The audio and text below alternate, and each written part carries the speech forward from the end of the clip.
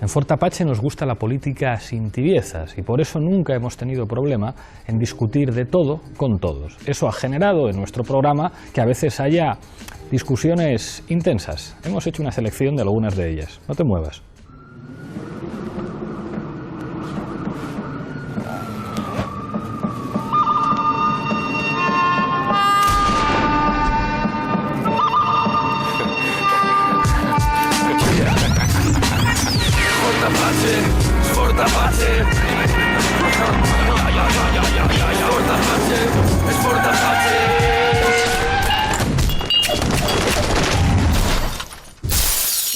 Sí, vale.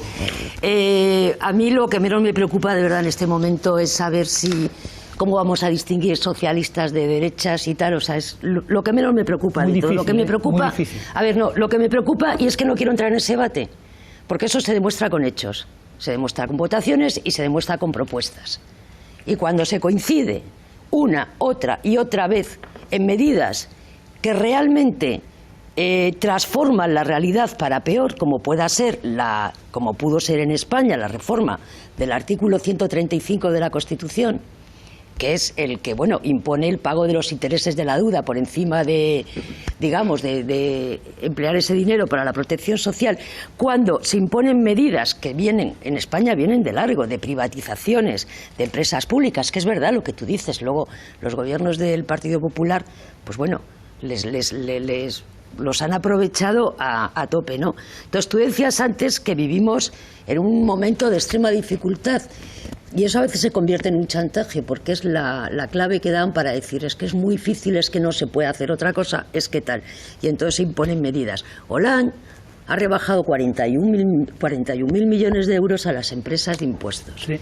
Y Hollande ha hecho un recorte en educación, ha hecho un recorte en protección social, no en educación, son las notas no en que hay. Educación. Ha hecho un recorte, bueno, sí, en protección social. Al contrario, mantiene las prestaciones por desempleo intactas a diferencia de lo que sucedió en España. El programa que tiene Macron veremos ahora, porque es que, claro, estamos siempre con declaraciones, pero luego vamos a las medidas concretas.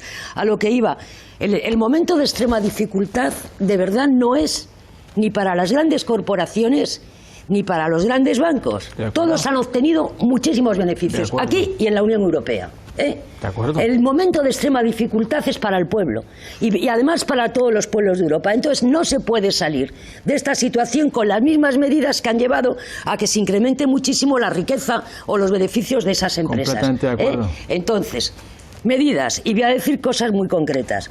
Bueno, la Unión Europea, tal como se ha constituido, desde acá que hemos venido denunciando desde el momento aquel en que se intentó aquel Tratado de Constitución Europea, que era un espacio europeo en el que se favorecían, no había armonización fiscal, se favorecían los paraísos fiscales, se favorecía el movimiento incontrolado de capitales que no tributan nada, lo cual es un escándalo. Llevamos años pidiendo que se ponga un impuesto y no se pone, o sea, eso, digamos, ayudaría a controlar. Bueno, de boquilla, porque yo a la hora de plantear las cosas nunca las hemos visto. Pero bueno, yo simplemente voy a hacer aquí una propuesta clarísima. Voy a hacer una propuesta clarísima. Se avecinan tiempos durísimos con el Tratado Transatlántico de Comercio entre Europa y la Unión Europea. Es un tratado que se está negociando. Se ha conocido gracias a filtraciones, se está negociando en secreto y en este momento hay más de 300 movimientos sociales en toda Europa denunciando lo que se avecina, porque es un tratado que va a dejar manos absolutamente libres a las grandes corporaciones, que van a estar incluso por encima de los estados a la hora de dirimir conflictos. Y si queréis hablamos de esto. Fort Apache no es un programa de confrontación, no es un programa de combate, es un programa de análisis. Yo creo que lo fundamental no es tanto, digamos, plantear a los socialistas una suerte de examen, sino asumir las consecuencias que puede tener para Europa que la socialdemocracia, o lo que se llamaba socialdemocracia, deje de ser una alternativa de gobierno en muchos sitios. Es decir, lo serio y lo grave de lo que ocurre en Grecia es que cuando el PASOK deja de ser una fuerza de gobierno, se cuestiona en muchos aspectos el proyecto europeo. Seguramente Podemos no es una expresión de nuestros aciertos, sino una expresión de la crisis del proyecto socialista y de la incapacidad de la izquierda tradicional de aprovecharse de esa situación.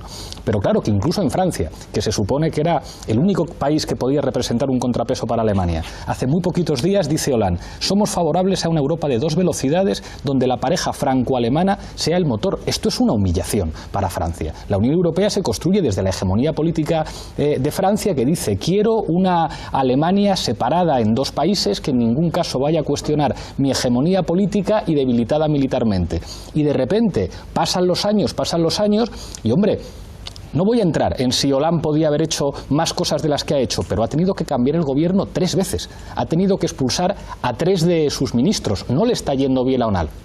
Y si pensamos en lo que ocurre en el sur de Europa, con la excepción de Italia, e Italia siempre es una excepción política, da la impresión de que los socialistas lo tienen muy difícil para distinguirse, sí. O sea, yo no creo que a ningún dirigente socialista le gusta, por lo que implica en términos de perder poder, acordar con el Partido Popular la reforma del artículo 135, tener que hacer una reforma laboral que implica la contestación de los sindicatos. Es decir, no creo que a nadie le guste perder votos, pero da la impresión, como decías tú al plantear la imposibilidad del keynesianismo en un solo país, es que en esta Europa de hegemonía conservadora la socialdemocracia se ha quedado sin espacio político, y la alternativa a eso es, lamentablemente, en Francia el Frente Nacional, y en Grecia Syriza, y en España nosotros, y eso plantea una enmienda a la totalidad en muchos aspectos, es decir, bueno, ¿qué Europa queremos construir si ustedes nos dicen que todo es imposible? O sea, si usted me dice que no nos podemos financiar, es decir, que no podemos hacer una quita de la deuda, que no podemos perseguir a los ricos y perseguir el fraude fiscal, que no podemos hacer una reforma fiscal seriamente redistributiva, porque eso en España no se ha hecho. Tenemos una presión fiscal sobre las grandes fortunas mucho menor que la media europea. Lo que decimos es progresividad fiscal, perseguir la riqueza y perseguir el fraude y perseguir la elusión fiscal y, por supuesto,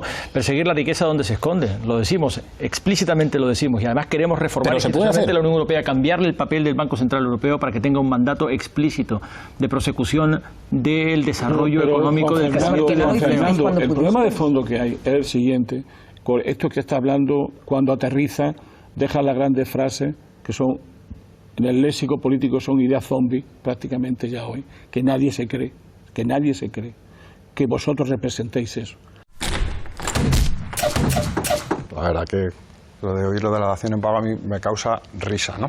Sobre todo por no decir llanto, ¿no? Es una cosa un poco curiosa, porque una de las palancas para el aumento artificial del precio de la vivienda en nuestro país ha sido el crédito. Es decir, yo creo que tenía un claro objetivo, que era que, lógicamente, pues eso servía luego para poder ir al mercado, empaquetar y generar para vender, o vender para generar, ahí dependiendo cómo lo quieras ver, ¿no? Hasta tal punto llega la cosa que, llegado el momento en el que en el mercado AYAF, que era el mercado de derivados, donde aquí se dedicaban a traficar con las hipotecas tóxicas y no eran capaces de colocárselas a nadie porque nadie las quería, resulta que el Banco Central Europeo se le ocurrió una maravillosa idea, que era: denmelas de garantía. Y como además eran calificadas a AAA, pues todo lo que llegaba allí era AAA. Cuando llegó el momento de decir, no, venga, ya acepto las B, ahora ya todo lo que llegaba era B. ¿Por qué cambiaron? Pues cambiaron porque eran tóxicas desde el minuto 1, ¿no? Lo que no es comprensible, o sea, lo que no se entiende es que a fecha de hoy, después del boquete, del agujero negro de las entidades financieras en nuestro país, no haya habido una investigación y no se hayan puesto a los responsables ante la Audiencia Nacional. Yo he participado de varias denuncias penales, entre otras, contra el Banco Santander y BNP Paribas, que tenían una joint venture destinada a colocar hipotecas tóxicas en nuestro país, y ellos reconocieron que había hipotecas tóxicas. Lo dijo Alfredo Saiz. Bueno, dicen que eso no afectaba al mercado, que eso no hay ningún interés por parte de la Audiencia Nacional. Estamos recurriendo para que investiguen, no para que los condenen. No para que los condenen. Simplemente para que se pongan a investigar qué ha pasado con las hipotecas tóxicas. UCI iba al Banco Central Europeo, Fondo 18 y Fondo 19. No lo podían colocar en el mercado porque no lo quería nadie. Esas emisiones, lógicamente, ¿dónde van? Y se las queda el Banco Central Europeo. Pues ¿para qué? Lógico. Bueno, pues es lógico. Es lógico que no lo puedan colocar en el mercado. Y es lógico porque estamos hablando, lógicamente, estamos hablando de viviendas absolutamente sobrevaloradas por una práctica antisocial de las entidades financieras, que son las que han empujado los precios a un aumento artificial del precio de la vivienda. Porque eran la herramienta fundamental. Cuando tú tienes el control sobre un bien de primera necesidad, evidentemente tienes una responsabilidad. Y cuando tú estás colocando... No es vivienda en propiedad, ¿eh? La vivienda es un bien de primera necesidad en cualquier caso. Bueno, podemos discutir cuál ha sido la política de vivienda que se ha tenido en este país y qué es lo que han hecho las entidades financieras para influir en la política de vivienda y sobre el mercado financiero. Los alquileres y favorecer que la gente sobre eso tenemos mucho que Sobre eso tenemos mucho que discutir. Precisamente llama la atención que UCI, que es una entidad que, como bien está diciendo Rafa, comete unos abusos financieros y hipotecarios impresionantes, sea bajo la marca UCI, ¿no? Que es al fin y al cabo la entidad de Santander, pero claro, lo que hacen es generar una marca diferente para que no deteriore su imagen, ¿no? En cuanto a lo que está diciendo Hermenegildo, me interesa subrayar que él decía que el dinero es neutral, ¿no? Que el dinero no genera riqueza, no es riqueza. Es cierto, no es riqueza, pero estimula la actividad económica. ¿Por qué? Esto es muy fácil de entender. Hoy día tenemos a 5,5 millones de parados. No se ponen en funcionamiento a pesar de que hay muchísimo trabajo por hacer. ¿Por qué no lo hacen? Porque no hay dinero, nadie los va a contratar, las empresas no les sale rentable. Pero imagínate que imprimimos dinero, vamos a decirlo así, imprimimos, aunque hoy día se hace tecleando, obviamente. República de Weimar. Sí. Imprimimos dinero y ¿qué pasa? Que lleguemos a Weimar. Pues que podemos poner a toda esta gente, a los 5,5 millones de personas de desempleadas, a trabajar y generan actividad, generan producción y bienes. En cualquier cosa hay muchísimo trabajo que hacer hoy día y genera riqueza y genera renta, que es importantísimo tener este tipo de renta como estás diciendo, ¿no? Vamos a ordenar el debate un segundo, voy acabando, Eduardo.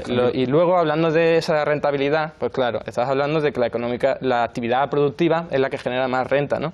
Y más puestos de trabajo. Y es cierto, pero ¿qué ocurre hoy día? Que sale muchísimo más rentable y meterte en actividades financieras. Y esto no solo lo hacen los bancos como el Santander, lo hacen también empresas de la actividad productiva, como por ejemplo Telefónica, que dentro de en torno al 40% de los beneficios dependen de esa actividad financiera. Y aquí estamos viendo que bueno, que se nos ha ido de las manos este casino financiero, en el que claro, es mucho más fácil sacar dinero, rentabilidad, beneficio enseguida, invirtiendo en un mercado financiero que es prácticamente abstracto, a tener que comprar el material, la maquinaria, poner a la gente a trabajar, y es porque eso tiene el fruto en mucho más tiempo. Hay una cosa que se ha puesto encima de la mesa que me parece que es muy importante, ¿no? que es la cuestión de las clases medias, y que me parece que va a ser definitiva en América Latina en el próximo tiempo como factor de estabilización, institucionalización y consolidación de lo que han sido los cambios, o por el otro lado de ser un permanente sector de posible desestabilización, que además se cumple la paradoja que es un sector que engorda gracias a las políticas redistributivas de los gobiernos progresistas. Esto es, los gobiernos progresistas tienen que elegir, ya que engordan las clases medias, digo, el conjunto de los sectores que se sienten identificados como clases medias, ocupen luego el papel económico que ocupen. Las clases medias también dependen de la variable económica, pueden irse para aquí o para aquí, hoy pueden ser progresistas y mañana pueden ir hacia el otro lado, depende de la variable económica. Yo creo que hay elementos políticos claves para las clases medias en América Latina. La inseguridad es permanentemente un favor de enajenación y de echar a las clases medias en brazos de las alternativas políticas más conservadoras. Y por tanto a mí es verdad que hay un riesgo de, digamos, militarización frente a la inseguridad, pero hay también claramente un riesgo de no saberlo gestionar y por tanto expulsar a las nuevas clases medias en brazos de las alternativas más conservadoras. Hay un riesgo de no integrarlas, hay un riesgo de unas clases medias que no pagan impuestos, que como no pagan impuestos no usan servicios públicos, que como no usan servicios públicos sienten que el gobierno no sirve para nada para ellos y que se van como cada vez más enajenando, y hay un reto permanentemente de integrarlos y de ampliar el bloque. Hay una relación curiosa por la cual tú amplías esos sectores, pero según los amplías te van abandonando, porque les sigues hablando con las demandas que tenían ayer, no con las que tienen hoy. Y ya se han convertido en fruto de las transformaciones que hemos hecho. Las elecciones en Brasil, muchas de esas clases medias que salieron de la pobreza con Lula, ahora van y votan a la derecha. A lo de los ejércitos, yo creo que tanto allí en América forma parte de una suerte de, como en Europa, digamos, nueva derecha que acepta una parte del suelo constituido por los años de transformaciones políticas y que le habla a sectores que se han venido transformando. Eso es lo que es más capaz de generar un clima destituyente, más que, digo, porque es verdad que las oligarquías se ponen nerviosas con independencia de exactamente cómo va económicamente. ¿Ganaban menos dinero en el 2002 en Venezuela? No ganaban menos dinero. Las oligarquías no son un resorte político del IBEX 35. Tienen sus propias fobias. Ahora. En Venezuela la derecha nunca ha ganado tanto dinero. Tienen sus propias fobias. Tienen sus propios ejército, ya sea en América Latina, sea en Europa, mientras más defenda la soberanía nacional, es un ejército más confiable. Claro. Y más defensor de las instituciones. Entonces yo tampoco estoy de acuerdo con lo que ha dicho Lola. O sea, yo creo que los ejércitos en América Latina no son uniformes ahora mismo y son modelos muy diferentes que tienen que ver también con la defensa de la soberanía nacional. Y además los hay con digo es que no se transformó del todo. No, bueno, tecnológicamente hablando y hay un alto nivel de tecnificación. Vamos, el ejército colombiano, quiero decir, es uno de los ejércitos más tecnificado del mundo, por lo que sea, pero tiene una capacidad tecnológica a la altura de muchos campos del ejército de Israel, por ejemplo, ¿no? Pero es muy curioso, por ejemplo, el ejército brasileño, sus planes estratégicos ahora mismo son pensando en un claro enemigo externo, un solo enemigo externo, los Estados Unidos de América.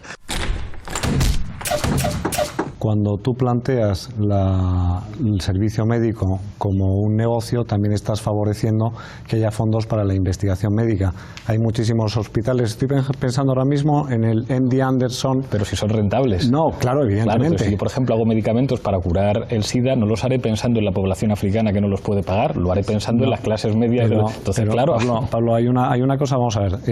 Algo tienen todos los negocios, es que se persigue un fin de lucro. Entonces, cuanto mejor y más extendido sea y más consumidores tengas, pues es mucho mejor. Hay una cosa que se llama curva de aprendizaje.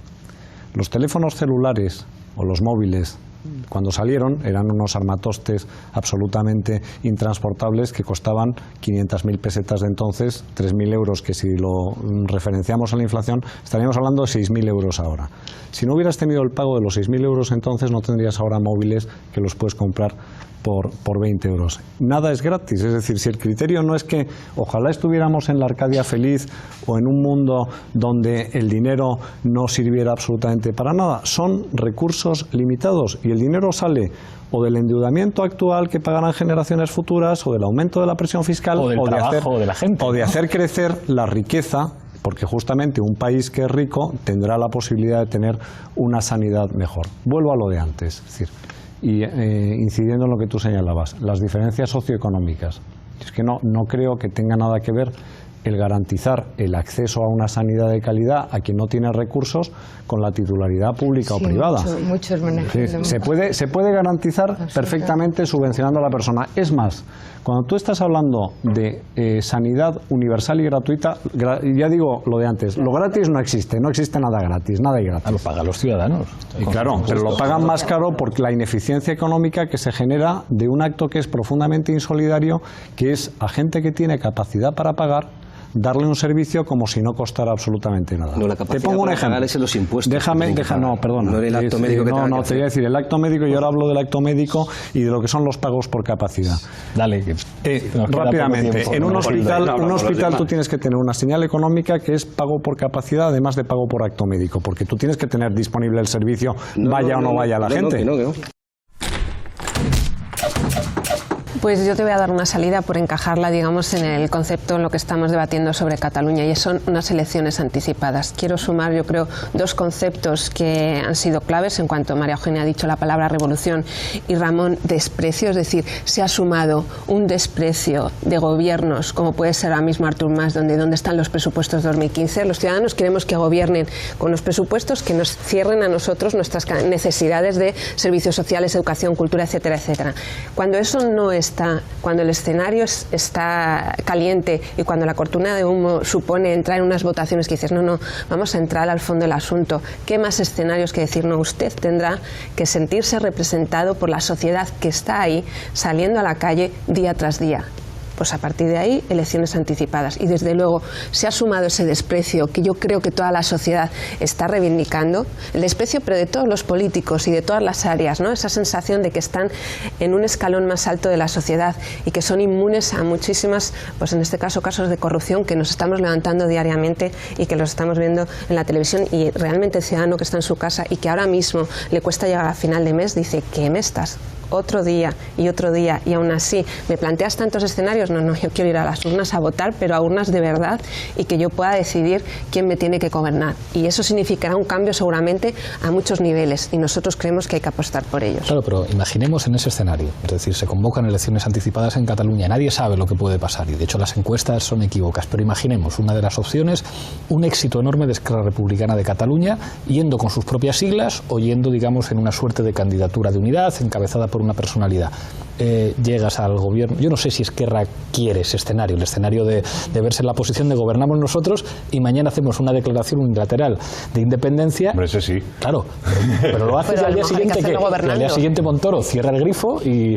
Porque claro, a la yugoslava parece muy difícil, es decir, los Mossos de Escuadra a defender la soberanía catalana, eso no se lo cree nadie. O sea, yo pregunto a vascos que conozco y dicen, no nos imaginamos una huelga general en Cataluña, saliendo la gente a la calle, o sea, un escenario pues casi prebélico, que es lo que implica una cosa de estas. Entonces, ¿cómo se hace? Es decir, se declara unilateralmente la independencia y Montoro se sienta así y dice, pues no hay dinero para que funcionen los hospitales, para que funcionen...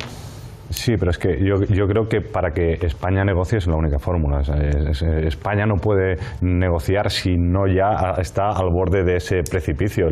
Ni el PP ni el PSOE van a aceptar una negociación previa.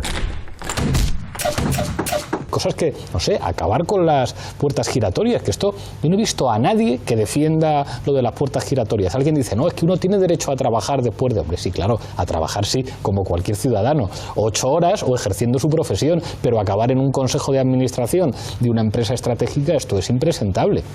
Y yo entiendo que a Gas Natural le interese muchísimo fichar expresidentes y exministros que le abran mercados internacionales, pero es que es una tomadura de pelo a los ciudadanos. Entonces, con establecer controles que dijeran, no, es que esto está prohibido, hay cosas que cambiarían inmediatamente. Paco Félix Miguel Ángel Villanueva, según salió del Ayuntamiento de Madrid, ¿no? Que sabe Miguel Ángel Villanueva de bombillas y de reformas energéticas en los municipios, ¿no? Bueno, lo que tiene Miguel Ángel Villanueva es una agenda que supongo que la pondrá a disposición de la empresa. Sí, es que desde la perspectiva de la empresa es comprensible, es decir, pues yo tengo una persona que tiene una serie de contactos, claro, pero es que es inaceptable que alguien tenga contactos por ejercer la función pública votado por los ciudadanos y después le venda eso a una empresa privada y mire, tengo muchos amigos. No, por eso un apunte, por eso, por ejemplo, cuando decimos fiscalización de las agendas, lo estamos diciendo también para proteger al representante de las presiones de los lobbies. Es una forma de no dejarlo solo. Pues es que esto lo ves, o sea, el otro día, ayer, teníamos una reunión de la delegación de Mercosur en el Parlamento Europeo con los embajadores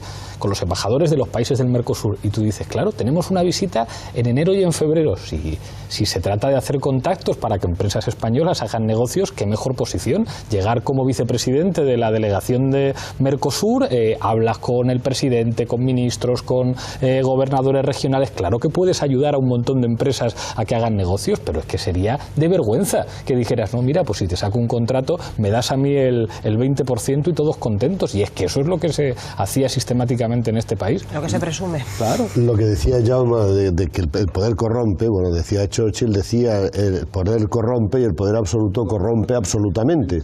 Pero cuando él se refería al absolutismo.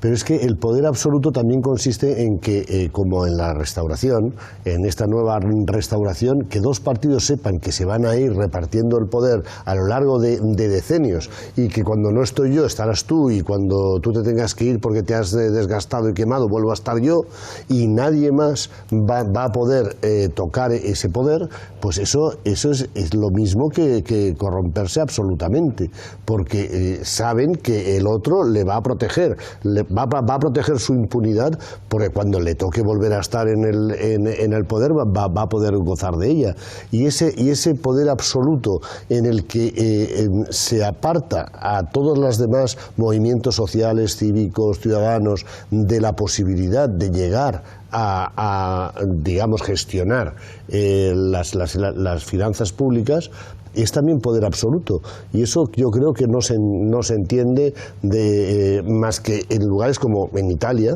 hasta Tangentópolis, que bueno, aquí hemos tenido ahora la Tarjetópolis de Caja Madrid, pero es que estamos llegando a ese mismo punto. Cuidado con Tangentópolis, porque el sistema estaba colapsado, ¿no?, en los años 90 y se regeneró en falso. Claro, y por eso si hay casos de corrupción masivos, es decir, ¿quién va a ser el próximo presidente? No había un actor contrahegemónico, ¿no?, como puede haber ahora mismo en España, ¿no?, como Podemos, que asumiera ese reto, ¿no? Y ese es el riesgo, porque nuestros enemigos, nuestros adversarios son poderosos, ¿no? Intentar que el régimen no se regenere a sí mismo, ¿no? Y en Cataluña, que decías de la corrupción, bueno, 23 años gobernando. Claro, en España al menos ha habido un bipartidismo, pero ahí es la metástasis absoluta de todo el cuerpo social. La democracia cristiana gobernó con apoyos del Partido Socialista Italiano o de otros durante casi 40 años y al final es que no existe, ni el Partido Comunista Italiano existe ya. O sea, es que han desaparecido como partidos.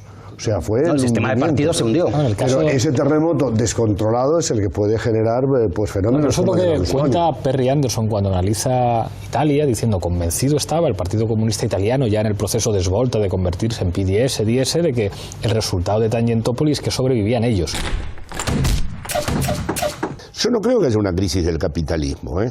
Es decir, ahí hay otro debate. Creo que hay una gran crisis institucional, una gran crisis de los lazos sociales y una gran crisis de los sujetos, que es sobre las que repercute el nuevo procedimiento neoliberal en la construcción de su nueva racionalidad, pero no una crisis del tipo como se caracterizaba en el marxismo clásico. Claro, las contradicciones del capitalismo ya no se sostienen más, estamos cerca de algún evento, porque eso introduce de nuevo una finalidad teleológica. El concepto de crisis. Exactamente, habría que reformular. Una crisis, entre comillas, no catastrofista, ¿no? Eso es, tendríamos que entender entonces que la crisis es un modo de ser del propio capitalismo contemporáneo.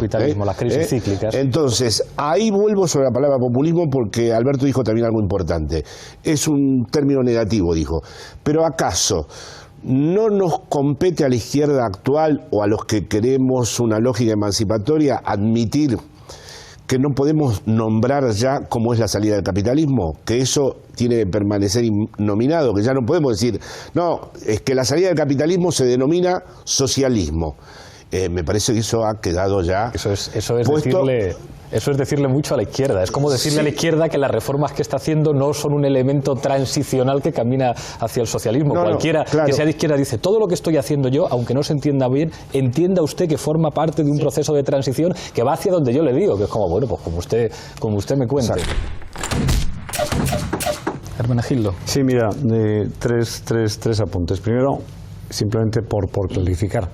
Los intercambios de condecoraciones forman parte del protocolo de las relaciones exteriores. Es decir, no es que sea algo que digas tú, no, es que no es lo mismo otorgarle una condecoración con un régimen asesino también. No, pero déjame, de verdad, si yo mira, lo de los hay límites y hay relaciones internacionales y protocolos que se siguen. Entonces, eso no es lo importante. ¿Dónde está lo importante? Vamos a ver. Las leyes de punto final, famosas, leyes de amnistía, aquí hay varias teorías que confluyen. Hay quien dice, si yo lanzo una señal de que a los dictadores les voy a machacar en cualquier caso, ¿qué salida das? Provocas un enrocamiento y haces mucho más difícil la salida de un régimen. Si yo en cambio introduzco elementos que permiten transitar de ese sistema dictatorial, autoritario, como quieras llamarlo, pues es más posible que se pueda producir una apertura de una manera más rápida. El papel, no, te digo, te estoy diciendo cuáles son las teorías que se aplican, teoría política y de relaciones internacionales. Es aquel famoso, ¿cómo era lo que decía un presidente de Estados Unidos? He's a son of the beach, but he's our son of the beach, ¿no? Es un hijo de su madre, pero es nuestro hijo de su madre, ¿no? Sobre Somoza, exactamente. Eso, Franklin Roosevelt. Y entonces, claro, es decir, aquí lo que no se puede hacer es una especie de selección como el que va al supermercado, entonces me quedo con un dictador, desecho otro, etcétera. Entonces, a lo que voy es a lo siguiente. Relaciones económicas y relaciones de comercio son esenciales, porque son al final las que permiten establecer canales de establecimiento de lazos que son mucho más permanentes. Relaciones culturales, relaciones, por ejemplo, establecimiento de vínculos de doble nacionalidad. Tú me decías antes, había españoles a los que España no protegió, muy mal, porque España tendría que haber ejercitado su protección diplomática y su protección consular y haber estado allí en aquel momento. Más de 600. ¿no? Es decir, pero hay que ver cada circunstancia concreta. Pero digo, por favor, no tomemos la parte por el todo, que es muy fácil llegar a la falacia de la composición y hay que estar en los principios generales, que la llevanza de las relaciones internacionales es muy compleja. No, evidentemente, la renta básica no soluciona todos los problemas, ¿no? Tampoco las fiestas mayores solucionan todos los problemas, ni un buen convenio soluciona todos los problemas. La renta básica solo quiere solucionar la existencia material de toda la población. Evidentemente, la renta básica debería, por parte de un gobierno, formar parte de una política económica. Esto es evidente, ¿eh? Pero para la renta básica y para las fiestas mayores de los pueblos. Esto me parece evidente. Luego hay otras cosas que son muy importantes, es decir, parece, Eduardo, como si tú dijeras que a cambio de la renta básica nos queremos pulir cosas de los servicios públicos. No, nosotros en nuestra reforma al IRPF no tocamos un céntimo de ningún servicio público, pero además no tocamos ni un céntimo de cosas que se podrían tocar, pero en un ejercicio de realismo ni lo hacemos, como por ejemplo a la Casa Real, no la tocamos, no tocamos nada del ejército, por ejemplo. Quiero decir que se podría tocar. En cuanto al IRPF, lo que tú me decías, todavía mejor, para mí, o para los que somos partidarios de la renta básica. Mediante una reforma del IRPF se puede financiar una renta básica y siguen perdiendo los más ricos. Otra cosa es que, evidentemente, hay otras fuentes para financiar la renta básica que se podrían, por ejemplo, persiguiendo el fraude fiscal, simplemente que fuera el mismo que la mediana de la Unión Europea. Con esto ya tendríamos una broma para financiar la renta básica, ¿no? El problema del trabajo... Decías tú que es perfectamente posible el trabajo garantizado, o sea, la compatibilidad entre el trabajo garantizado y renta básica. Yo no tengo ningún tipo de duda. Lo que ocurre es que la renta básica es una respuesta inmediata para la existencia material de la inmensa mayoría de la población que actualmente no la tiene. Me estoy refiriendo al menos al 20% estadístico de pobreza. Esto por una parte. Por otra, nosotros hemos cuantificado, estamos dispuestos a que se nos diga dónde nos equivocamos, pero hemos cuantificado la renta básica y también hemos cuantificado lo que significaría el trabajo garantizado aquí en el Reino de España, dada la situación laboral, y a 10 euros horas bruto, 10 euros la hora, tal como tú proponías. 233.421 millones. Cambia ya la cifra. Bien, pero tú le pones esto a la mitad a 5 y entonces ya empieza la cosa un poco jodida, ¿no? Porque 5 euros ya es un salario casi de miseria, ¿no? Entonces te estoy diciendo que a 10, 233.421 millones. ¿Es incorrecto? Demostrarlo. Nosotros aquí te pasaré los números y tal. Pero sois vosotros, creo, para que no sea una charla de café, precisamente los que tenéis que cuantificar. Y está cuantificado ya. Y entonces no te sale esto. No, sale 10.000 millones de euros, incluyendo el coste neto, que supone el coste material, más el coste salarial, más el coste... ¿Pero cuánta gente entraría a trabajar en el trabajo garantizado con este coste? Es que sería progresivo, porque no puedes darle 5 millones y medio de puestos de trabajo en un año. ¿Ves? Precisamente la renta básica es la solución inmediata. Pero, por ejemplo, mira, en Argentina, esto es la propuesta que yo mantengo, pero se puede profundizar y cambiar todo lo que queramos. En Argentina, en solo 3 meses, se crearon 2 millones de puestos de trabajo. ¿Sabes en qué rebajó 2005? La pobreza? Porque ahora, mientras venía en tren, me estaba leyendo los informes del programa Jefes y Jefas del Hogar de Argentina que tú te refieres. En 2 años bajó un 1% el índice de pobreza, del 54 al 53%.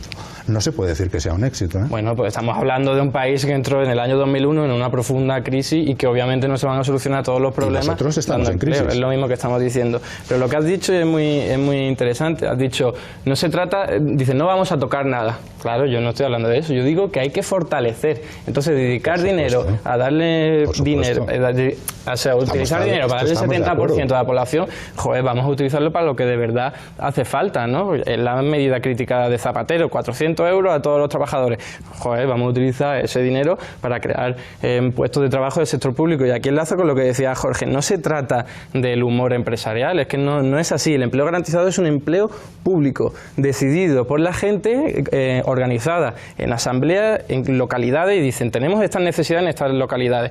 Cuidado de ancianos, cuidado de niños, reforestación de bosques. Entonces vamos a diseñar una serie de actividades que tenemos que realizar y aquí la va a financiar el Estado, pero la va a gestionar los ayuntamientos en participación con la sociedad civil. Entonces no hay explotación del empresario al trabajador, no es una relación capital-trabajo, estamos hablando de la relación... Yo me refería a la actualidad, no al supuesto del trabajo garantizado. Pensaba que estabas hablando del trabajo garantizado, pero es lo que te decía, ¿no? Si al fin y al cabo creas un empleo garantizado en estas características, te estás quitando de medio todo lo que es la relación de explotador con explotado.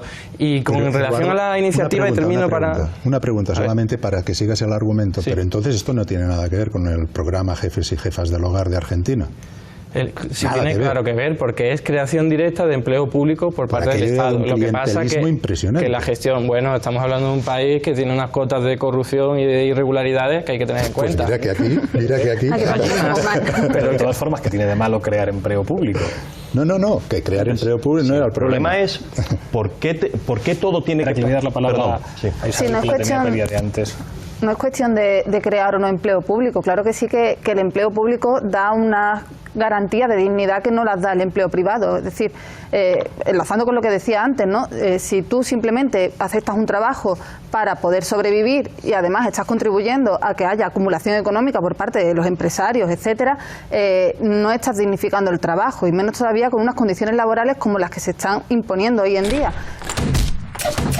De todas maneras, es cierto, o sea, es que para ellos integrarse en los Estados Unidos quiere decir que el idioma de trabajo, el idioma de estudio, el idioma, pero eso no solo para los hispanos, eso también para los coreanos y para los que son chinos y los que llegan desde Europa, que también hay mucha gente que busca allí precisamente los que más valen. Si ellos se han atraído a los mejores cerebros del mundo a sus universidades, ha sido porque han aceptado esa inmigración de elevadísima calidad intelectual desde el mundo entero, y a eso no van a renunciar. Y las élites de la costa este y de la costa oeste son de todas las razas del planeta, y además ellos mismos dicen, yo que también he estado en la Unión Soviética y en Rusia, amigos rusos que han emigrado a Estados Unidos, gente que hablaba alemán, francés, inglés, todos los idiomas, que había estado viviendo en Alemania mucho tiempo y ha escogido Estados Unidos, y me decía a mí, a Alexei Sobchenko, es que si yo me quedo en Alemania siempre seré el ruso. Si yo me instalo en los Estados Unidos, yo no seré el ruso. Totalmente. Yo seré un estadounidense más. Y si tienes tarjeta de crédito, además, como completamente... No, bueno, se casó con una norteamericana y todo, pero y tuvo hijos con ella. ¿No? Pero, quiero decir, yo si me quedo en Alemania siempre seré el ruso. Esto es muy curioso. Cuando no puedo evitar recordar cuando estuve, me compré un teléfono móvil. Y el teléfono móvil tenía una cosa que si rellenabas te daba unos puntos. Y lo que tenías que rellenar, tenías que poner tu grupo étnico. Y dije, voy a desafiar a los compañeros del curso, porque había un grupo étnico que decía Spanish. Y es como aquí más Spanish que yo. Spanish. No hay, no, ponía Spanish. Spanish también. Ponía Spanish, o sea, ponía español. Entonces yo dije, aquí no hay nadie más español que yo, pero todos me decían, no, tú blanco caucásico. Es lo que tienes que poner. A mi mujer le pasó igual cuando entramos por Immigration para registrarnos. Ella insistió en que ella era hispana y dije, usted no es hispana, porque además es rubia, pero usted que va a ser hispana, usted es blanca. Impresionante, Carlos. Desde mi punto de vista es un poco curioso escuchar todo esto, y eso es como... Claro, siendo de Texas. Bueno, siendo de Texas y siendo hijo de inmigrantes españoles. Y teniendo la asociación con el español que había, que... Vale, para algunos de nosotros, cuando hablábamos en castellano, pues automáticamente se asocia con la pobreza, pero luego te ven el color de la tez y dicen, oye, bueno, o sea, tú eres europeo en realidad, y luego dicen, no, pero es que también los cubanos con su español son más blanquitos también, y ellos, bueno, eso es otro rollo. Entonces, en el fondo sí que es, no es tanto el idioma y la parte... Los cubanos de Miami son más blanquitos. Sí, no, me refiero a los Estados Unidos concretamente. El exilio no es negro. Pero a lo que me refiero es que, precisamente por esto lo digo, que es que no era tanto la condición de migrante o de ser de un país de habla hispana lo que te asociaba o no con pobreza, sino que al final el debate de clases y de estas cosas en Estados Unidos siempre estaba sublimado en el debate de raza o de etnia o de color.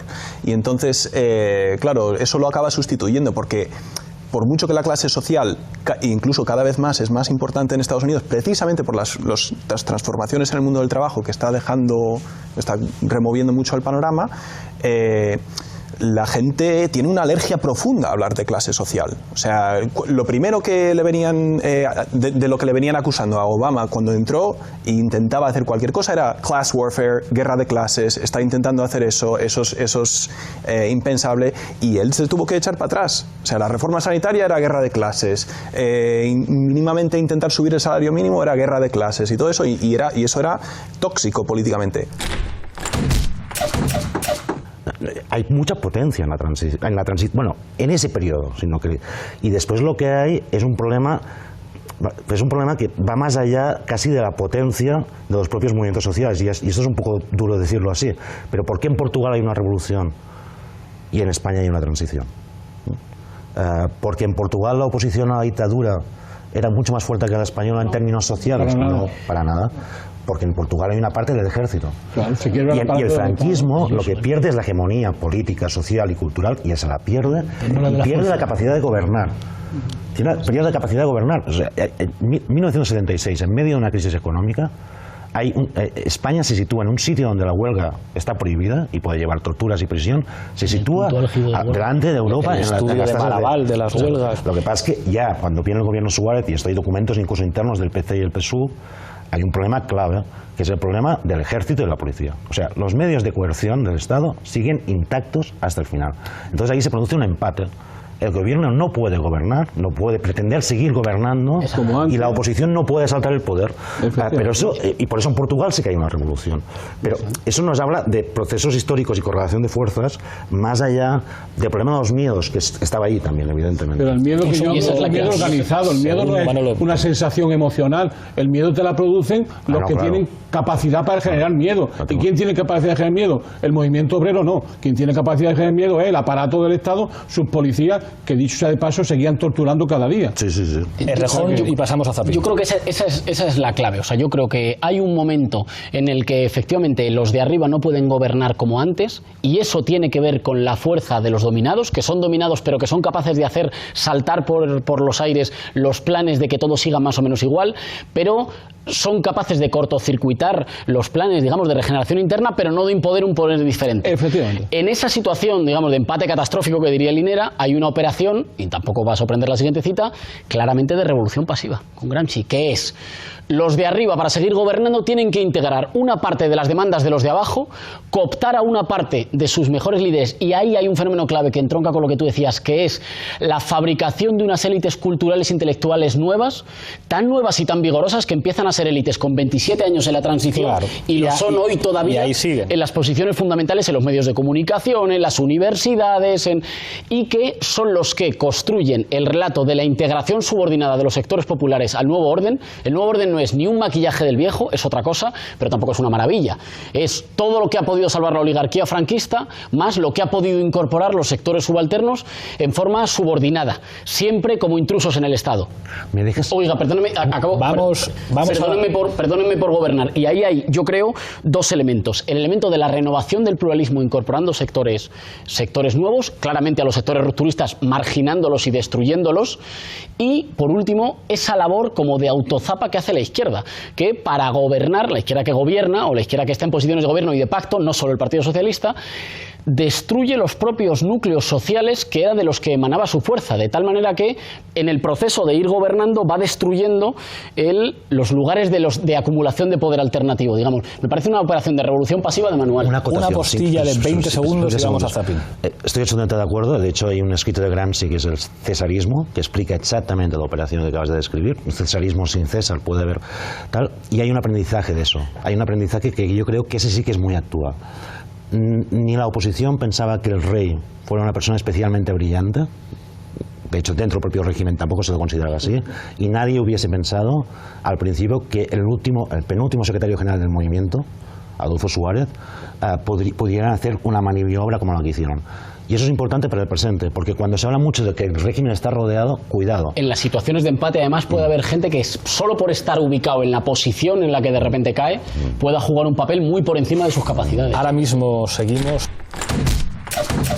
En el momento de la emigración de los pueblos a las ciudades, todos esos inmigrantes necesitaban una identificación social, una bandera con la que identificarse, y los clubes de fútbol nacen justo en ese momento, y eso quizá explique el origen de la capacidad que tiene de identificar el fútbol y los equipos a las ciudades y la gente y sus aficiones.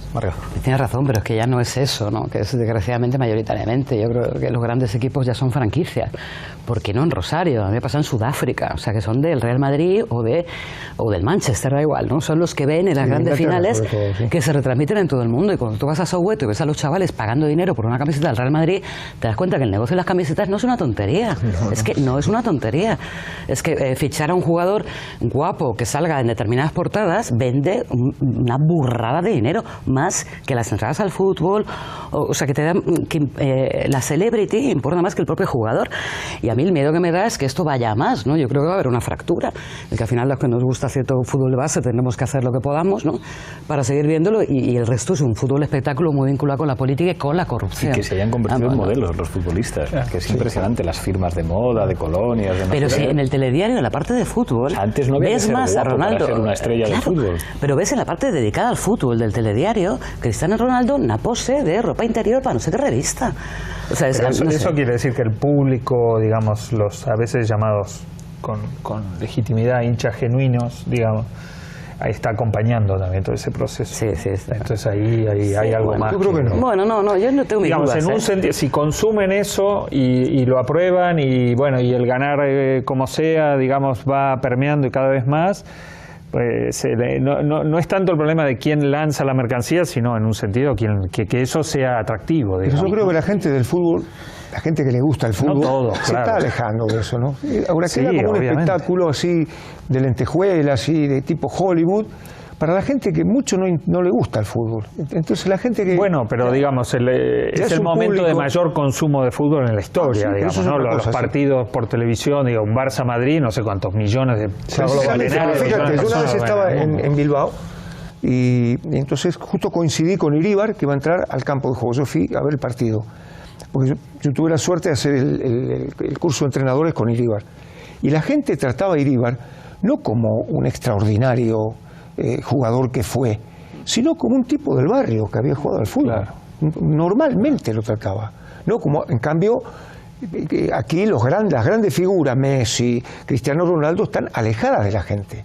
Y Di Stéfano decía eso, que tenían que estar más cerca de la gente, cosa que ahora es imposible. Lo hacía Mirza Delibasic antes de jugar, que jugaba al baloncesto en el Real Madrid, de irse a fumar un cigarro con los aficionados antes de entrar al campo, ¿no? Bueno, yo recuerdo siempre el gesto que tuvo Mitchell, yo no sé, no era la época que vos estabas de entrenador, pero habrá sido por ahí.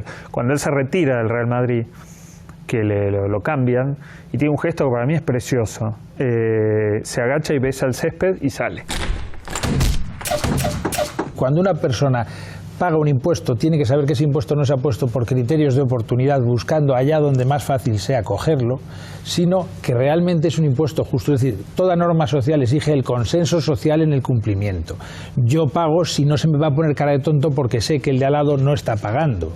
Entonces, incluso puedes encontrarte que muchas veces cuando pagas te pueden decir, pero hombre, ¿cómo vas a pagar tanto? Intenta pagar un poco menos. Y luego hay otro tópico también, que los paraísos fiscales parece que están allí el dinero esperando y que luego las empresas se pueden marchar del local. Pues no, si están aquí el dinero extranjero es porque obtiene más. Aquí no es una estación de descanso, aquí vienen a extraer dinero todas las multinacionales porque tienen negocio, con lo cual si hay un negocio... impuestos, si es que no se les pide una cosa tan claro, si hay un negocio pueden pagar en mi país con cumpla la ley y pague impuestos. Y hay otro problema más importante que es lo que no se sabe. El paraíso fiscal, normalmente el movimiento es de ida y vuelta, es decir, se saca el dinero y luego viene camuflado en una estructura exactamente limpio y desligado de la persona que es el verdadero propietario, pero está entre nosotros. Pero fijaros, por ejemplo, una de las propuestas estrellas del programa del Partido Socialista Europeo en las elecciones últimas europeas. Lo hemos hablado que por colateralmente. Cierto, han votado a Juncker. Algunos han votado a Juncker, los del Partido Socialista de España no han votado. Todos, menos los de España, que sin embargo, pues perdona que te lo diga porque yo estoy allí, no apoyaron hacerle una moción de censura después de los paraísos fiscales y no apoyan ahora hacer una comisión de investigación. Pero tú estás en el grupo, es que tú también tienes que entender ahora... Y Enrique Guerrero se tuvo que abstener porque le daba vergüenza decir cómo vamos a votar en contra de esto si hemos negociado los comisarios con ellos. O sea, yo entiendo que Pedro Sánchez dijera, no me puedo permitir políticamente votar a favor de Juncker. Entonces, claro, los socialistas europeos dicen, oye, que es que hemos pactado los comisarios con los conservadores. Y dicen, bueno, pero que como nuestros votos no se va a notar, como son poquitos votos, entonces nos podemos permitir un gesto para la galería. Pero cuando hay que presentar moción de censura, cuando hay que... Claro, un gesto para la galería... ¿De gesto para la galería? Deja un momento, te lo explico. Cuando acabes tú... Porque no hay coherencia en la política socialista. Un momento, es decir, tú dices, aquí las cosas hay que ponerlas... No, es que yo estaba allí, yo no estaba allí, pero yo sé lo que ha votado el Grupo Parlamentario Socialista. Sí, pero el Grupo Parlamentario Socialista ha votado sí o no, ha votado no. Después las interpretaciones de por qué... Interpretaciones no, o sea, no interpreto. No, el pero... secretario del Grupo Socialista, que es Enrique Guerrero, que es un tío majísimo, ya hablo con él, y me explicó, dijo, yo no puedo votar en contra porque soy el secretario del grupo, y estamos pasando vergüenza en el grupo porque hemos pactado como grupo con la derecha los comisarios europeos, y hacemos esta medida como que votamos en contra porque nuestros votos no son decisivos. La prueba de que es un gesto para la galería: no hay voluntad de presentar moción de censura cuando se conoce el escándalo. 2, no hay voluntad ahora, al día de hoy, que es que yo voy a pedirle los votos de hacemos una comisión de investigación, me dais vuestra firma para que al menos sepamos lo que ha pasado, y dicen no. Entonces es como, no es coherente. No es coherente según tu óptica. Es decir, porque vamos, no, pero déjame, en los parlamentos, no discusión contigo, en los parlamentos es lo siguiente: ¿el PSOE votó sí o no? Votó no. Después las interpretaciones y las conversaciones privadas o públicas, las que sean. No, las conversaciones privadas o públicas, las que sean. Pero si lo dijo en público. Que bueno, que da igual, pero si la cuestión es que la cuestión es que el Partido Socialista no votó a Juncker, que es lo que yo quiero dejar reflejado. La segunda cuestión: tú formas parte de un grupo parlamentario al cual están los 5 diputados de Podemos, que es distinto al grupo parlamentario del Partido Socialista. Entonces las estrategias de un grupo parlamentario pueden ser no coinciden con otras. Pero si todos, cuando hablamos aquí, estamos de acuerdo en que los paraísos fiscales están mal, estamos de acuerdo en que es una barbaridad tener al hombre paraíso fiscal como presidente de la Comisión Europea, nos podríamos poner de acuerdo. Si es que nosotros estamos encantados de buscar acuerdos, pero la sensación es que hay un discurso que se transmite hacia la gente y un comportamiento político en el marco de lo que ocurre en Europa, en el que al final el 80% de las cosas las vota la derecha y las votan los socialistas también. Y a nosotros no nos gusta que eso ocurra. A mí eso lo decís en la campaña, lo del 80% lo decís en la campaña electoral.